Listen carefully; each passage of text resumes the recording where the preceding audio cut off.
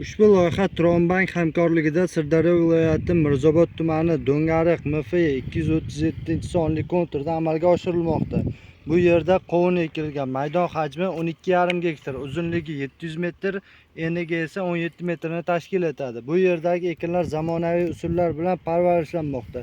Hozirgi ekinlar unib chiqish jarayonida ekinlarni yetishtirish 90 kun davom etadi. Yetishtirish jarayonida sug'oriladi, tabiiy va mineral o'g'itlar bilan oziqlantiriladi.